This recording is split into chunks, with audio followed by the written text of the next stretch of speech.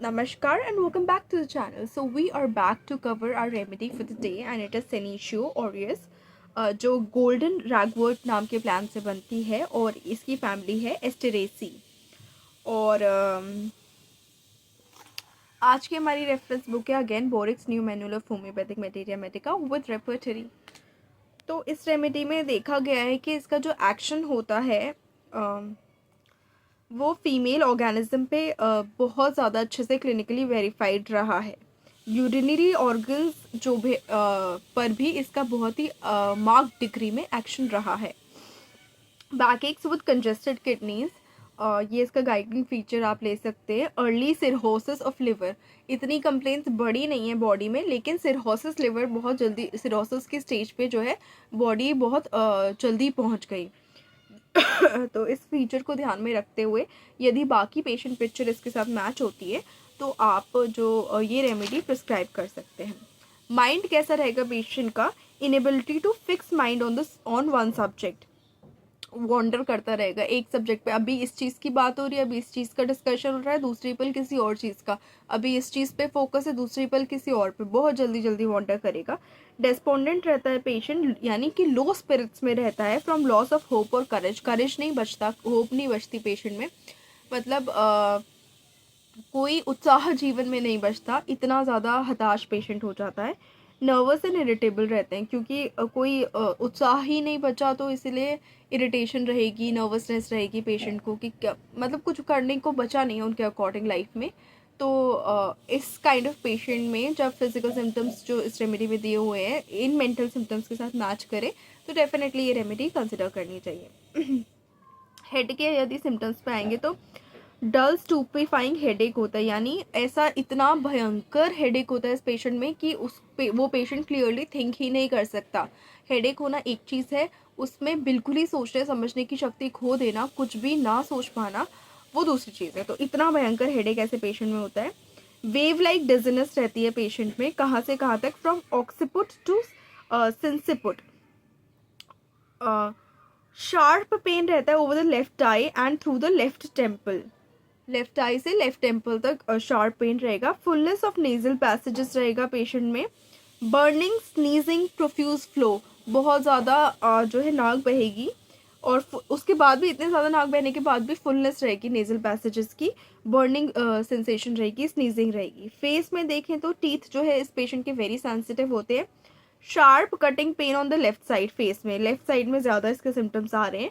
Left आई के over pen है, left temple तक जा रहा है, तो लेफ्ट साइड पे ज़्यादा पेन वाले सिम्टम्स आ रहे हैं। तो sharp cutting pain on the left side of face. Dryness of fauces रहेगी, throat and mouth, fauces, throat और माउथ की ड्राइनेस इस पेशेंट में देखी जा सकती है। थ्रोट कैसा रहेगा? Dry mouth, throat and fauces. Burning in pharynx, raw feeling in the nasopharynx, must swallow, though painful. Raw feeling ऐसी लगती है पेशेंट को और उसको रिलीव करने के लिए उसको सोलो करना पड़ता है, लेकिन जब वो सोलो करता है तो वो पेनफुल रहता है।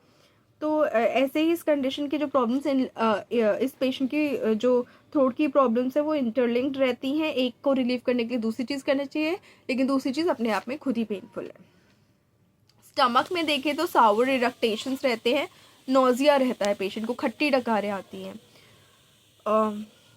एब्डोमेन में आए इस पेशेंट के तो पेन अराउंड द अम्बलाइकस देखने को मिल सकता है, spreads all over the abdomen. Better कब होगा? जब वो स्टूल पास कर देगा। अम्बलाइकस के अराउंड ज़्यादा मार्क्ड है और वहाँ से अपने पूरे पेट में फैल जाएगा और स्टूल पास करने पे बेटर होगा। स्टूल कैसे होंगे? Thin watery stool, intermingled with hard lumps of faeces, mostly thin watery हैं लेकिन बीच बीच में हार्ड लम्स भी फीसेस में स्टूल में देखने को मिल सकते हैं। और ये सिम्टम जो है, ऐसा सिमिलर सिम्टम एंटम क्रूड में देखा जाता है, इसलिए do not self prescribe, go to homeopathic doctor and get your remedy prescribe, क्योंकि बहुत सारे सिम्टम्स बहुत रेमेडीज़ के अंदर सिमिलर हैं, लेकिन उनको डिफ्रेंशिएट करके आपको देना is the job of a homeopathic doctor. Stool के वक्त पेशेंट को स्ट्रेन करना पड़ता है, फोर्स अप्लाई करना पड़ता है और अनयूजुअली ग्रेट एफर्ट लगाना पड़ता है उसको पास करने के लिए। ऑल दो थिन स्टूल आ रहे हैं फिर भी।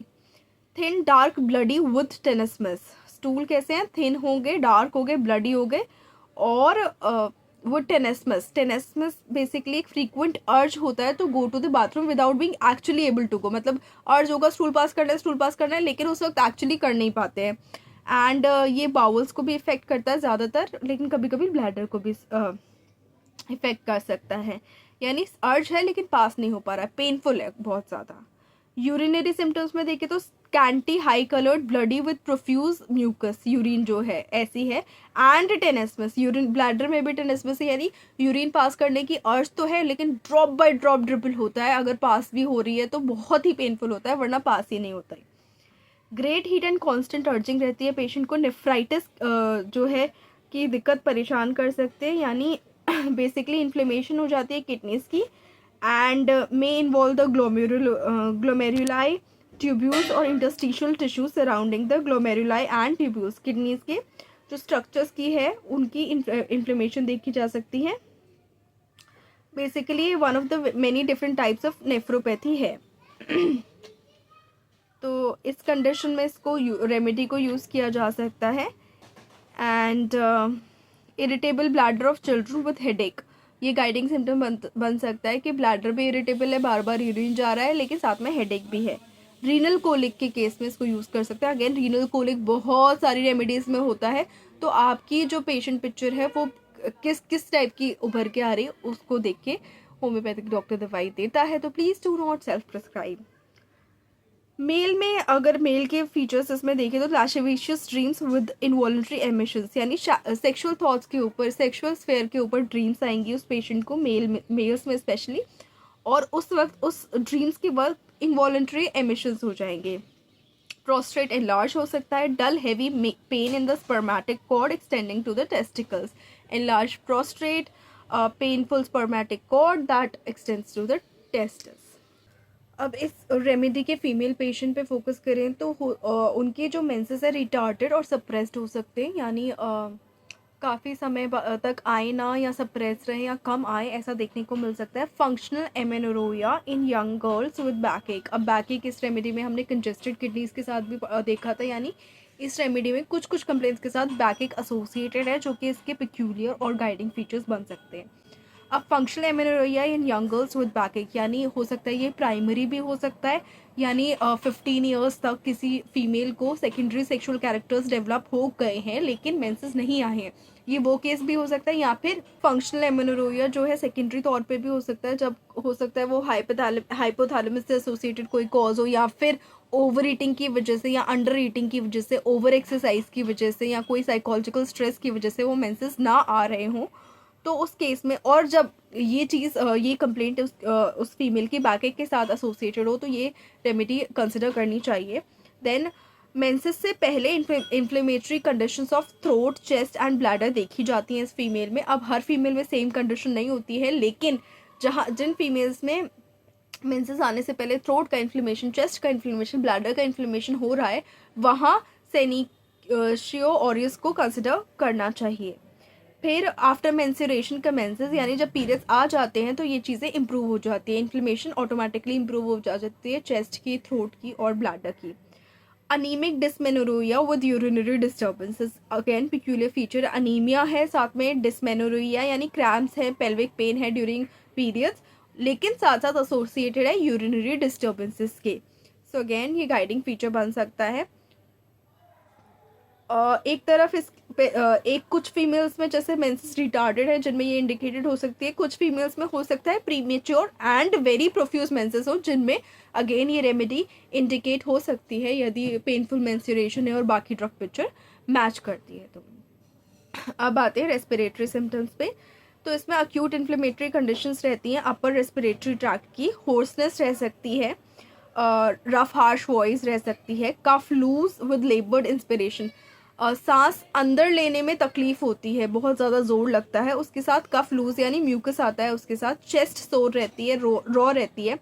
डिस्निया ऑन असेंडिंग, जब पेशेंट जो है ऊपर की तरफ चल रहा होता है तो उसको सांस लेने में तकलीफ होती है।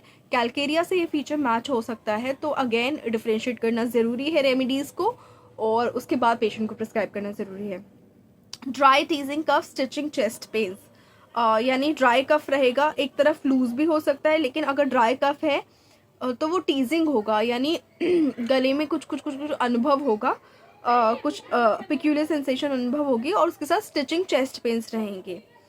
तो ये ऑपोजिट ऑल द सिम्टम्स है, पर डिफ्रेंशिएट करके रेमेडी देना ज़रूरी है। स्लीप जो है, great drowsiness with unpleasant dreams patient में हो सकती है। नर्वसनेस एंड स्लीपनेसनेस पेशेंट में देखने को मिल सकती है। रिलेशनशिप्स में इसके कंपैरिजन में दे रखी है सेनिशियो ऑरियस के कंपैरिजन में दे रखी है सेनिशियो जैकोबिया, जो कि cerebrospinal irritation, rigid muscles chiefly of neck shoulders also in cancer use होती है। सेनिशियो जैकोबिया की बात कर रही हूँ। देन दूसरी रेमेडीज दे रखी हैं सीपिया, कॉल, एलेट्रस, ये सब इससे कंपेयर की जा सकती हैं। डोज सेनिशियो ऑरियस की दे रखी है, tincture to third potency use होते हैं। सेनेसिन जो है रेमेडी अलग से, उसको फर्स्ट ड्यूरेशन में यूज़ कर सकते हैं। So that's it for this remedy from boric. And और जानकारी के लिए और पेड कंसल्टेशन के लिए आप ईमेल कर सकते हैं, जो मैं ईमेल एड्रेस नीचे प्रोवाइड करूँगी। And that's it. So thank you so much for staying on this channel. Please like the video, share the video, and subscribe to the channel, and don't forget to hit the bell icon. Thank you so much.